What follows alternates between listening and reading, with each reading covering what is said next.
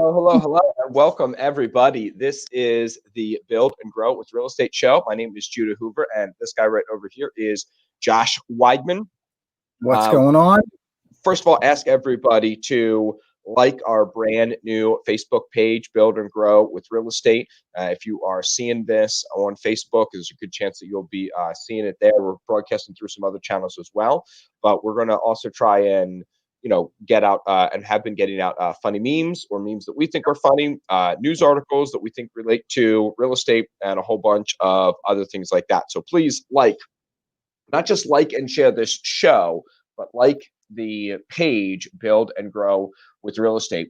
We also want you to go over to buildandgrowwithrealestate.com because we're going to be doing a Facebook challenge on the week of November 2nd, and that's going to be already. Yep, Taz, it is noon already. Can you believe it?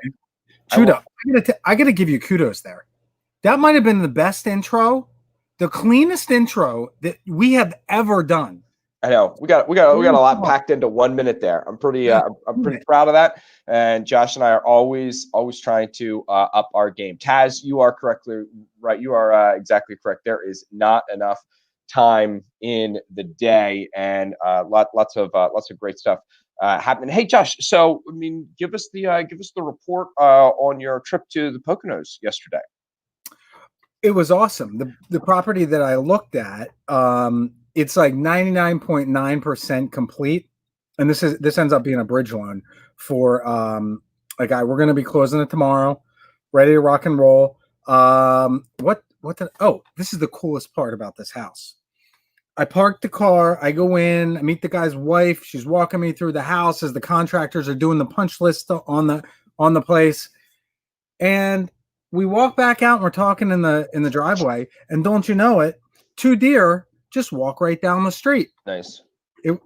Really, really nice. That's community. Good. That's good, buddy. You've lived in central Pennsylvania long enough to know that it's two deer, not two deers. Sometimes you Philly boys. I have been speaking English long enough to realize. Right. That's excellent. That's excellent. So that's actually pretty cool, Josh. You got a loan application on Monday, went to go look at the property on Tuesday, and you are going to be closing that loan on Thursday. Is that the timeline I heard? Well, yeah, and actually we've done faster loans. In fact, I'm saying that in and of itself is pretty stinking fast, and that is absolutely crazy. Like, that's kudos to you for that. I can't believe that you were able to, even with title done and everything like that, I can't believe you were able to turn something around that quick. What Matt's asking, what community up there in the Poconos? Pocono Lake. Pocono Lakes, Lake Pocono, something like that. I mean, it's a really nice community, and it's kind of interesting going up there. It's like there's nothing for miles, and then there's a community, right? And then nothing for miles, and I'm not talking like 2 miles. I mean, that's like Lancaster County. There's right. Gaps of maybe a mile, 2 miles, 3 miles, but you get up in the Poconos, and it's like 20 miles to the next town. And there's one house along the side of the road, which is something that we're going to bring up today when we talk about some of our disqualifiers for investment. But I'll tell you what, the Poconos right now, Scranton, Wilkes-Barre, the whole Lehigh Valley, it is insane how wild the prices are going right now. I mean, things are going nuts up there. This community, a year ago, you could have bought a lot for $10,000.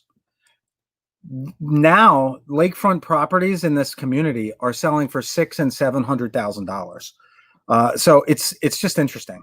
It's really interesting. Yeah, that's pretty amazing. I think that the Poconos, the big draw for there is a lot of people looking to move out of New York. Yeah, and have a second home. There is also some interesting fintech coming and real estate tech. Fintech is young kids speak for financial tech. And there's some other, there's all these fintech companies that are coming out, like Venmo. All fancy. Yeah, it's all fancy. It's all fancy. Another one that they're looking at doing is fractional ownership of a second home. So you can actually own, a third or a quarter or half or whatever the case may be, own shares in a second home. And I don't know, that's kind of interesting. Well, yeah, I mean, and a lot of these vacation places. So there are plenty of places in the Poconos, in those areas. If you don't want to live on the lake, and you're okay walking a block to like a community, not pool, but like a dock station or whatever, you can get a property that's a little bit dated, and I'm not talking fall down dated, but like updated in the '90s for like $150,000. Right. I mean, and that's pretty remarkable. And we're not talking about a little tiny nothing. You go in with three, four, five people, and you break it up between you. That's pretty reasonable to spend a month up in the mountains in the winter and in the summer. Like, it doesn't cost much. Anyway. That's uh, awesome. Yeah, so Matt, one of our listeners who's becoming a pretty regular listener and commenter, says that he knows that area pretty well. So anyway, this does not intend to be the Pocono show. I just love that it's one of the great things about my job, and we drill in here because it's kind of an untangible thing, is just how neat being a real estate investor is, how neat being a full-time realtor is, how neat working in this industry is because you get to drive to a bunch of communities, see a bunch of different things, experience a bunch of different um, you know experiences, for lack of a better term. I need my third cup of coffee. I haven't had it yet, so my brain is just running a little bit slow here today, my friend. So time let's to jump crank it in. up, buddy. Time to crank it up. Yep, let's jump in. We've got a lot of people ask me, and a lot of people ask Josh, hey, how do I know if something's a good area? How do I know if something's a good deal? How do I know if I'm getting hold on here. Oh man, I Am almost I had to am sneeze. I too Uh, early? no, Am I no, too no, no, no. I almost had to sneeze there. So a lot of people ask us, and the problem is it's hard for us to say whether a deal is going to be a good deal or not. Just like it's hard for you to say whether a deal is going to be a good deal or not. And really, the only people who should be helping you make those decisions are people who stand to profit or lose based on those decisions.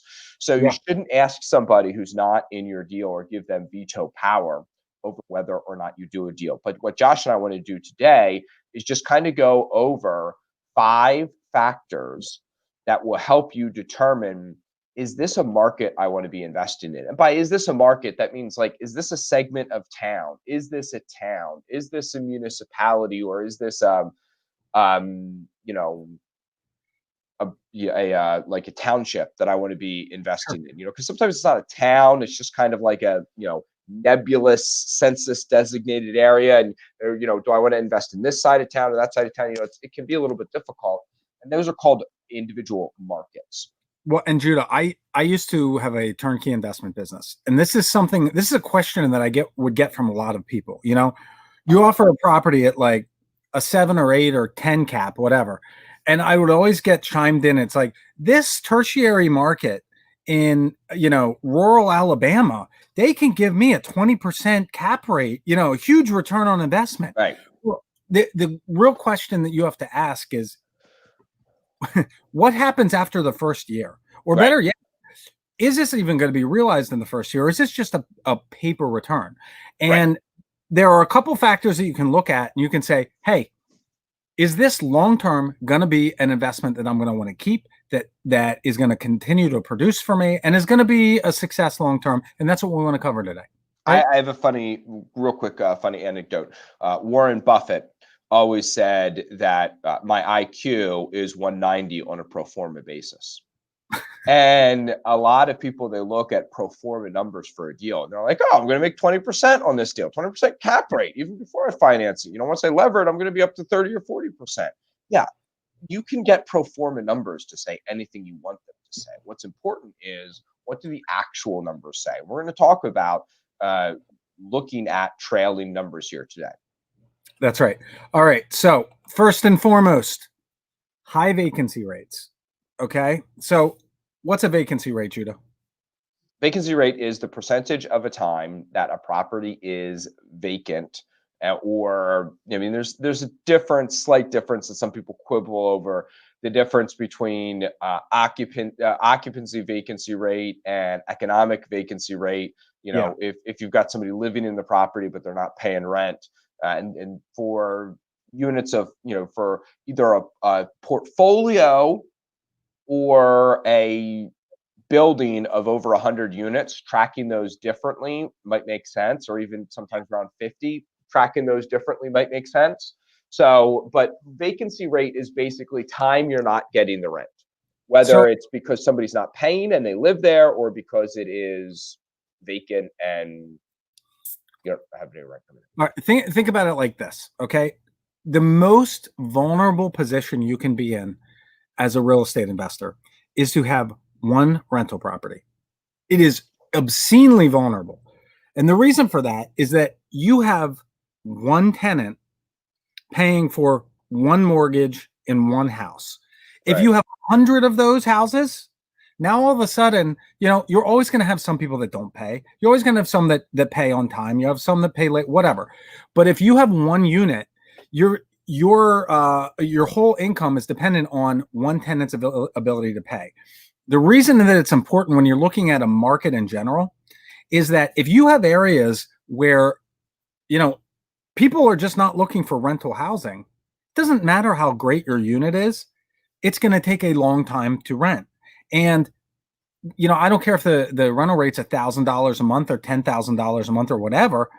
If you're banking and you're putting your projections on 100% vacancy, or 100% occupancy, 100% occupancy. Yeah, thank you. Sorry. The national average in the second quarter of 2002 was 5.7% vacancy rate. Okay. That's very, very reasonable. And in perspective, an 8% vacancy rate means that you're losing 1 month of rent every year. Right. So we're talking about roughly 2.5 weeks a year that you don't have an income paying tenant. That's not bad. No, especially when you stretch it out over, what that means is every 2 years you're going to have some turnover, and that's not a bad situation to be in. Right. The thing about vacancy rates that's a little bit difficult is some people look and they say, oh, this market right now has a 1 or 2% vacancy rate. And sure, this year and last year, it has a 1 or 2% vacancy rate. But when we look at what that market is going to perform over the next 20 years, it's probably a 3 to a 5% vacancy rate. So Or I think side, like, what has it done in the past? Like, maybe there's a huge demand this year because, I don't know, there's a presidential convention in town, and so all of the local housing's been rented out, or who the heck knows? Maybe the Pope's coming. in Central PA saw that for a long time. There was a lot of pipeline construction and happening and going on. And while the pipeliners were in town, they had filled up everything. So I always assign a vacancy factor based on what class the property is. So if it's an A class property, I'm thinking 1 to 3%. If it's a B class property, I'm thinking 3 to 5%. If it's C, I'm thinking 5 to 7. And if it's a D class property, I'm thinking 7 to 10% is where I'm going to be on that. Anything over 10%, you've got to make sure that your cash flow works at like 50%. If it's going to be an investment to move forward with, in this particular situation, if you look at like a 30% vacancy rate, right, it seems really high, but you're talking about 3 months, and that can be realized if you don't have a demand. If you have an anomalous property and on a side street that's a little bit weird, and it's this, it's that, it's the other thing, you just have to keep an eye on that. So number one, high vacancy rates across the board, it's probably a no-go. Second is declining population. So, Judah, why would a declining population be bad for a rental property? Well, because you're going to end up having a higher amount of properties that are available to be rented than people who are looking to rent them. So you're going to have a whole lot more supply than you have demand. That is going to depress rents. And it's why in many areas, even in Pennsylvania, you don't have to go too far in a number of different directions, and you're in the Rust Belt. Yep. And the Rust Belt, there's several different Rust Belts in America, but one of them comes out right through here through Pennsylvania. It's an old coal belt, And That's right. that rust belt is unfortunate because property values have gone sideways, and people think they've gone sideways. Well, really, that's losing money when you think about it from an inflationary perspective.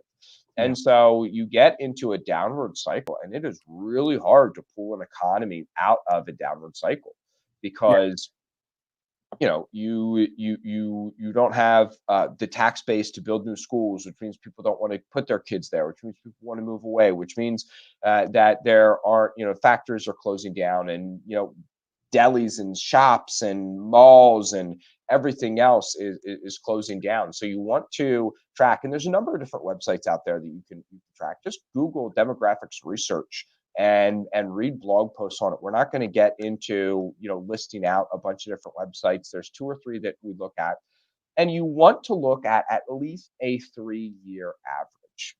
It Yeah. doesn't matter what happened in a 10 to 15 mile radius in this year over last year. That's actually, people say that's they're looking at 2 years. No, you're not. You're actually looking at 1 year. You're looking at 1 point of data. Well, So if the number does this and then boop, goes like this and then keeps on going down, and I've seen that in a lot of counties and a lot of towns for whatever reason, you can get a little bit of a blip up. You want to avoid that. So you want to look at least going back 3 or 5 years. What does this population trend look like? well, and if you look back, okay, so I'm gonna disagree with you slightly here, right? And it's more in the details, right? If you have a small blip and the blip is a huge drop over the last year, it's probably tied to our next item on this list. But that's something you have to pay attention to. If there's a huge jump in the last year or a huge decline in the last year, well, investigate more. It's not Right, necessarily you say, all right, cross it off the list, but a lot of times it's due to a disrupted job market. And this right, is a huge, huge deal. It's one of the reasons I think that even through this COVID crisis, Central Pennsylvania has not seen a lot of the calamity that we've seen across the country with business closures, with financial strife. And not to say that it's not here, but certainly, okay. So I don't remember. I don't know if you remember this statistic, but of households where the household income was $40,000 or less, more than 50% of those people living in those households that had a job in February did not have one in March. right. So that was a huge drop. Well, in Pennsylvania, it was 20%. In central Pennsylvania, it was closer to 15%. And that's opposed to, that's a huge difference. And I think that a lot of that has to do with the strong basis of blue collar jobs that you have in, Hershey Foods, and a lot of the other manufacturers in this area, right? Yeah. So there's just a ton of diverse employment opportunities in central Pennsylvania. There are a number of large employers and a number of small employers, and that's really what you're looking for. So Yeah. when you're looking at a disrupted job market, everyone always says look at hospitals and buy near hospitals and things like that. Well, guess what? Some hospitals are buying other hospitals, and there's actually some disruption in the healthcare market right now. So one of the things you want to look at and say is what is going on with some of these larger employers, and pull up and look at their data, look at their information, and see what's been said about them recently in the press. Also, don't forget, it didn't take long for Blockbuster to close and go out of business because of technology. So if there is something that is coming along and that's going to replace a big employer in the area, and it seems like they are not adapting and not changing with the times, that's something to pay attention to. Does that big employer have a history of labor trouble and always fighting with their unions and things like that? Maybe it's the manager's fault, maybe the fault is on management, maybe the fault is on the unions. But if those two sides can never seem to quite get along, those jobs are ripe to be outsourced. Maybe that's right. Maybe that's wrong. I don't know. But the point is that in and around that large employer, you could run into some big problems. Well, and so another thing to take into consideration, a lot of people will say, you got to look at the jobs in a certain location, got to look at the employers and make sure that there's a strong employment base. That's not always true. In a lot of tourist areas, you look at areas like Key West. There's not a lot of major employers there, but the people that live there, they thrive off of that, that tourist market. If you're in a tourist area, it's kind of an anomaly. There are other types of markets like that throughout the country. But if you know going in, okay, this is where the money is coming into the community. Okay, check mark. Great. The problem is not so much a lot of employers or few employers, it's the variable. It's like if something major is changing, if you have an Amazon coming to put a distribution center, an East Coast hub in Brooklyn, right? Hey, that would attract a lot of people, a lot of six-figure incomes. That's going Yep. to increase the value of that property. But on the flip side, you look at an area, most recently, I mean, you can see it in Detroit for sure. 10 Yep. years ago, all the automakers closed down a lot of their secondary plants and things like that. And the city just fell apart. Even more recently, you look at if you're a fisherman or a hunter, you look at a company like Cabela's. Cabela's was there was a hostile takeover of Cabela's not too long ago, and Sydney, Nebraska went from a really great place to live to a place where everybody was unemployed because the major employer in the area just up and left and disappeared. So you got to keep an eye on things like that when you have. In fact, there's a couple. You think of Merck. They're Yep. like they've made noise about moving different locations, and every time I've seen a press release, I used to live in a community outside of a big Merck plant, and every time they would come out and say something about, "Hey, we might be moving our plant," well, property values kind of froze or dipped slightly because, hey, we all know if the jobs aren't there, people aren't going to be able to afford to live in these places. So keep it in mind. All right. That's an interesting thing you say about Cabela's. I was not aware of that story. I'm gonna have to look into that. Yeah, it's a sad story. Anyway, all right. Next, if you're in the sticks, right? I mean, you see this in Pennsylvania a ton in areas in these Rust Belt neighborhoods. You had little coal towns that, or coal mining towns that at one time it was a little town. You had shops, you had all this stuff going. You had shops and storefronts and employers and all that kind of stuff. And then as coal became less and less a part of our national energy resource, well, fewer and fewer jobs led to fewer and fewer businesses, led to more and more vacancies, and then stagnant property values that when coal started leaving, they were worth $30,000. They're still worth $30,000. Right. And would someone sell you a house for 5 or 10 grand? Heck yeah, they would. Right. And it seems like a great deal, but Yeah, it seems like a good deal, but you're going to get back into other vacancy factors. You're not going to be able to find good contractors to get the work done. I have a pretty big footprint for my property management business here in central Pennsylvania, and I can list you 2 or 3 towns that people call me routinely on. yeah, And because basically like shady turnkey providers went into and they hyped and sold a bunch of units to people, and now a lot of the rental units there used to be owned by insiders, people from the community, and now the rental units are owned by people from 2 or 3 counties away. They didn't really understand what they were buying, and they call me and they call other property managers on a regular basis pleading with us to pick up management, and it's really too bad. yeah, yeah. It's tough. A lot of times in these areas, the economy is based on some external factor that's not controllable, right? Right. Like, hey, is there going to be enough rain? The size of the crops, and in the case of things like, or I'm sorry, the crop yield, but in the case of things like commodities, hey, look, if the price of corn's too low, you're screwed, Right. right?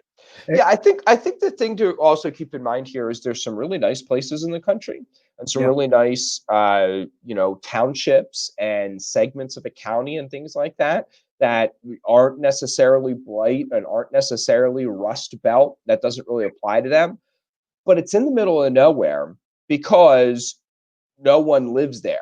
If lots of people wanted to live there, it wouldn't be the middle of nowhere anymore. Now, people like to live in the country, but some people like to live over here, and some people like to live over there, and some people like to live down here. And if you're buying a property over here, the fact that people like to live in the country applies to all of that. You're looking for who wants to live in this place, at this crossroads or in this segment of the county. So it can I have great properties that rent for 16, 17, $1,800 a month in the suburbs. And unfortunately, sometimes it takes, instead of 2 or 3 weeks to find a tenant for them, 5 or 6 weeks Right. to fill a vacancy. It doesn't take months and months, but it does take longer.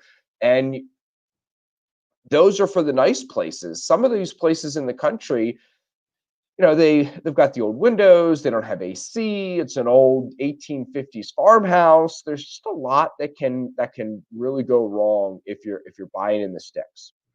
Well, and what I always think is funny is like you'll get comments from people, "Oh, this is such a beautiful area, it's such a beautiful house. Why don't they update this place?" Well, the Right, truth is, look, if the house was worth 400 grand, they'd have no problem updating it.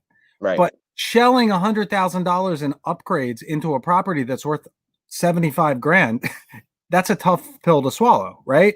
right. That is Um, not a recipe for success. that's exactly right. All right. The last item on our list is unreliable or unpredictable governments.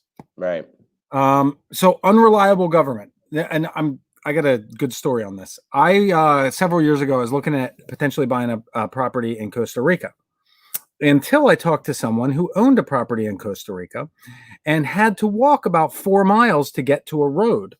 And yeah, and so what he said, look, the issue with a government that you can't rely on is they'll put together these development projects and they will budget money to develop the community, right? And then they bring in these foreign investors who buy up the land and put money down to build the property. And once the property is built, they already have the economic stimulus in the community, and then so they stop the infrastructure development. And so then they go on to the next round and they bring in new investors. And so what he had a really nice house that there was a road out to the community, but then it stopped. And when the economy switched, like he bought it in the middle of a housing cycle. And when the economy saw a downturn, a lot of people stopped buying. And so they just stopped developing the space. And so now he's got this great house that you got to walk to or take a Jeep off the road to get to that, it can cause problems if you've got something like that.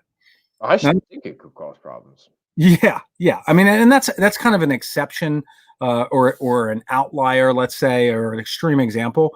But something more realistic is like look in our country. Okay, right now we've got a lot of political turmoil, and we've talked on this show, especially when we did our End of the World Fridays for a while there. We talked a lot about, hey, what these are some of the proposals that are coming out of our government for Right. offsetting these evictions, for offsetting these rent payments. These are some of the regulations that could come about, and the uncertainty leads to a lot of people looking around and saying, okay, well, if my tax rate goes from X to Y and all of a sudden there's a spike and I can't evict my tenant, and there's no bailout for landlords, why would I invest in this?